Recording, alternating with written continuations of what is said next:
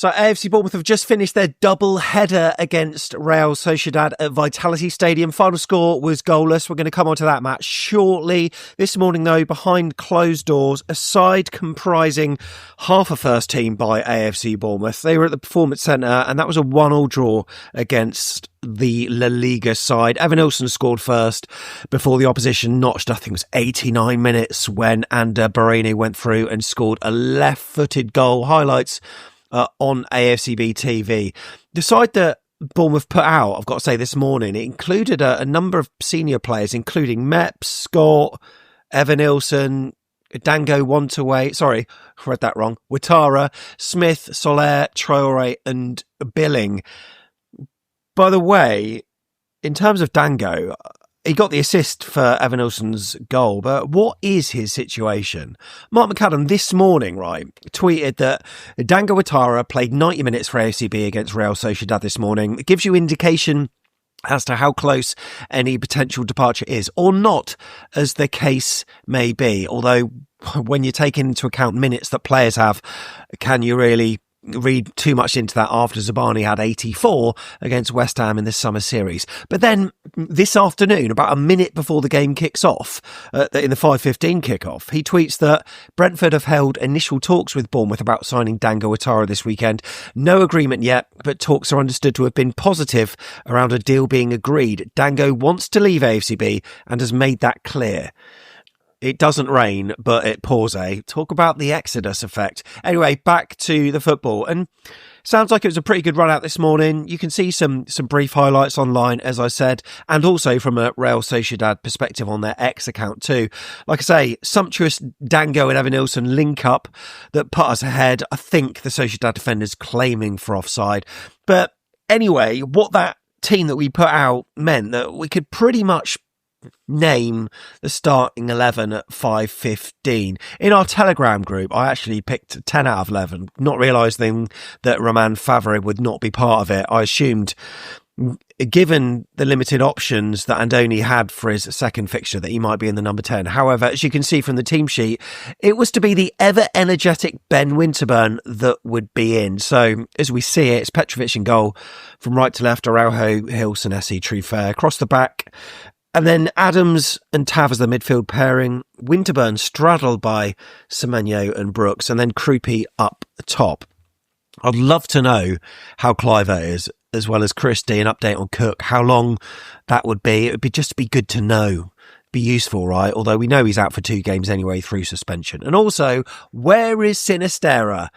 Well done, and kudos to Tom Jordan for this classic tweet this afternoon.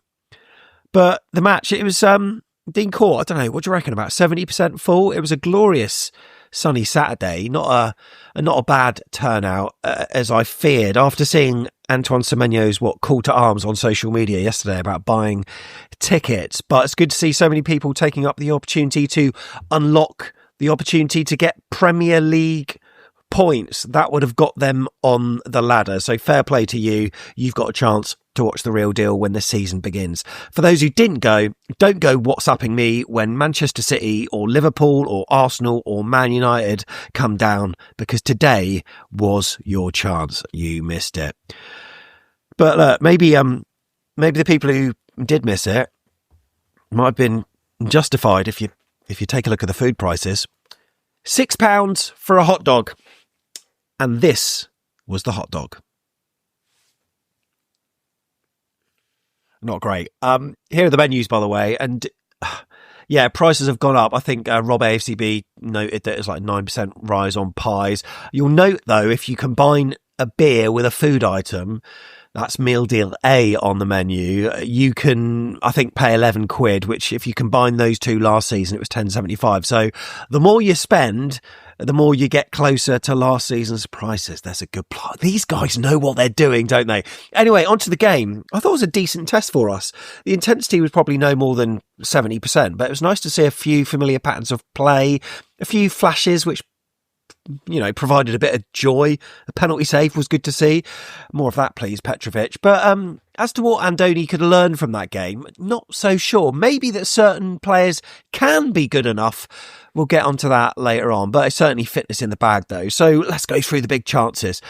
There weren't loads, but enough to talk about for me to make a video. I think there was Tavernier who had a shot early doors. Semenyo combined well with Truffert on that left-hand side. Nice few combinations, especially in the first half between those two. But Tav's shot was well blocked. I think Brooks then had a shot only moments later after Winterburn laid it back to him. Araujo was integral to the move as well. Need to talk about him. That was good to see some minutes for him. Much of a muchness. Real Sociedad had a few chances. There were a couple of moments where I think Ben Winterburn's lack of quality on the ball maybe showed early doors, but his confidence definitely grew throughout that fixture. Initially, I think he gave the ball away, leading to Sociedad having a chance where they just pulled it wide of the post. But later on, lovely little bit of play in the middle of the pitch, knocking it over his head, turning, keeping the ball, laying it back, and then a lovely curved pass from someone, not sure who, I'm guessing Senesi, that's his type of ball. Found Semenyo, who then played Winterburn back in, who was following the move and then got a shot away, but a confidence-building moment for him, so fair play to him there. And speaking of building confidence, I mentioned Araujo. I thought he did okay, but what I want to see from him is like a crunching challenge or a whipped cross. Too often, I feel like he is trying not to lose the ball rather than try to do something with it. But I thought he was pretty good, to be fair, and he was very comfortable. Hill next to him, by the way, superb. At what point do we sell him to Real Madrid? That's all I'm saying. I thought he was really, really good. And we'll come on to Petravic as well, because he was pretty solid throughout. There was a bit of a punch at the end that he from a cross or corner that he probably should have done better with. But overall, there was one where he tipped it onto his own bar. It was a corner, and yeah, he did well to get that, because I think it bamboozled the whole defence, the flight of that ball in. But then came his moment, and that was a great penalty save, and Truffert handled it, I think. But the penalty was telegraphed by Mikel Oyarzabal. And, the follow-up from Martin was even worse. By the way, what concerned me there was that 3 Sociedad players seemed to get to the ball first before any Cherries defenders were alert for that parried save. But, thankfully, somehow, the shot came off the outside of the post and danger was averted. But good save from Petravic, and yeah, hopefully a sign of things to come. Second half then, Brooks had a chance, didn't he? Left-footed, ball was played square. Well hit strike from close range, but again, how many times did we have blocked shots? It was almost a tale of two defences this game. There were a couple of moments where we had a few shots like Semenyo cutting in from the left-hand side and getting a shot away, but alas, that went over the bar. I've started to realise I say alas quite a lot. I need another word. Come on, hit me up in the comments. I need to replace that word. And with our winger situation, and Dango wants away, I thought Brooks did well today, but you can see why we sometimes look a little bit imbalanced with some of our wing play. Semenyo is direct, he runs at people, he takes them on, and it's always him against the world. But Brooks is maybe a little bit more careful, a bit more considered, will maybe rely on like decoy runs a little bit more, like decoy from like Araujo or whoever's on his side. And this is, he is technically brilliant, of course, but this is why the kind of Dango thing. I know that we're linked with someone from Bayer Leverkusen that we spoke about on yesterday's video, but this game I think would have been really, really important for him, because it'd been great for someone like him to just stretch the defenders with some direct running. So yeah, I can see why Andoni wants to sign a winger, but Brooks I thought was quality. Don't let that take anything away from him. Krupi ran a lot. He did okay. Look, he's new to this thing, but his press was pretty good. Bit sporadic at times, but I thought he was all right. But when Adu Ajay came on, I thought he looked quite lively. He really did look quite lively. Elsewhere, what else did we have? Tav had a shot, didn't he, in that second half? Truffert crossed and Tav sort of hit the ball as it was riding up off the turf. Probably hit it a bit early. Saw their keeper scramble to the right. I thought Tav didn't really look himself. I say himself. I mean, there will be some people that say, no, that was Tav. I thought he was at times weak in the 50-50s, a few stray passes here and there, but he became more alive the more the game went. Maybe fitness is a thing that he's sort of lacking. I even find it when I'm doing a 5k, like the first kind of a couple of K I'm blowing, then you get into your stride. Maybe that was Tav a little bit. Elsewhere, what do we have? Dom Sadie coming on for Ben Winterburn. And David Brooks left the pitch. I think you got man of the match as well, by the way. Zane Silcott-Doobie came on, but didn't see enough of him. Overall, yeah, all right. I mean, standout observations, James Hill. Nice few interceptions at times, some sliding challenges when we look to be in the mud. He was Senesi's get out of jail card, and he's pacier than we think we know. Senesi, by the way, I thought he was relatively imperious, some long raking balls at times and very comfortable with the ball at his feet. Really good. Truffert, again, outstanding on that left side. Really has an urgency to get forward, and that's what I love to see from him. And like I mentioned earlier on, the Senesi and Truffert link up. Semenyo, his usual swashbuckling self, I have to say. The press looked good. Krupi, yeah, like I say, lots of energy. I liked it, by the way, when he managed to intercept a lapse from Alex Ramiro, the Sociedad goalkeeper, because that presented us with a chance. So that was a good moment for him. And also Petravic with a great save as well. And Tyler Adams, by the way, I mean, his quality is just, it goes unnoticed. It's like unnoticed labour from him, but I thought he was really good, putting a couple of great challenges in that second half, sliding challenges, saved our bacon at times. And again, to the naked eye, he doesn't sort of do much with it, but he actually does. If you play a cam him, you'll see how vital he is for us. We just need that boy to stay fit. Hopefully he will, because if he isn't, my God, we're in the mud, especially at the moment with the lack of players that we've got in that position. So overall, really good run out and some nice moments. I think it's perhaps an indicator is that minutes is what players need. I mean, Araujo struggled so far in an AFC Bournemouth shirt. I think we can all agree with that. Today he looked all right. Hill, brilliant at the back, like I say.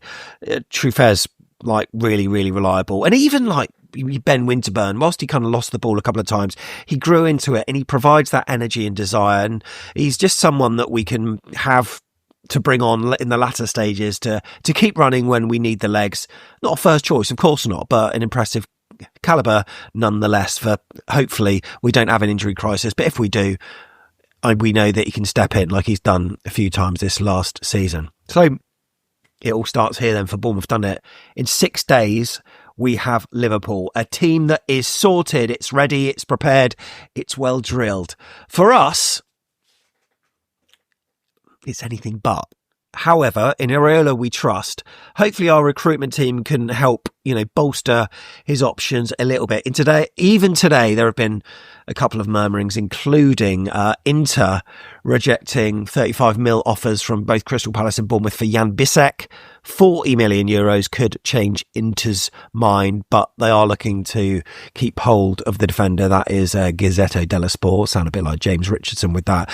Also, weirdly, this kind of retweet of Fab's own post by himself about Bournemouth joining Inter themselves in the race to sign Coney De Winter, or is it De Winter, as a new centre-back from Genoa. Inter want De Winter, as talks already took place, but might need to sell a CB, which maybe leans into what we've seen previously to see anything proceed. I think De Winter was always an option for when Zabani leaves. Will we have enough cash? And we know about Bafode Diakite as well. All indications look like that could really be happening now. So you might see me wearing this T-shirt. You're like, what the hell is that all about? I've got something on that. No, I'll leave it. On the back, it's an indicator of a video that's coming out on social media that you'll be able to see across Instagram, but also I'll post a little vlog of the day. Last week I went to London to do some filming, and I'm telling you now, right? Big Six fixed. That's all I'm saying. But watch out for that. All in all, though, 2 draws against Real Sociedad today. I can't believe the season starts so soon. What were your thoughts about the game? Let me know in the comments. And I'll read everyone, because I'm really intrigued to see where you're maybe satisfied after seeing our pre-season campaign, or where you think, bloody hell, we've got work to do. Let me know.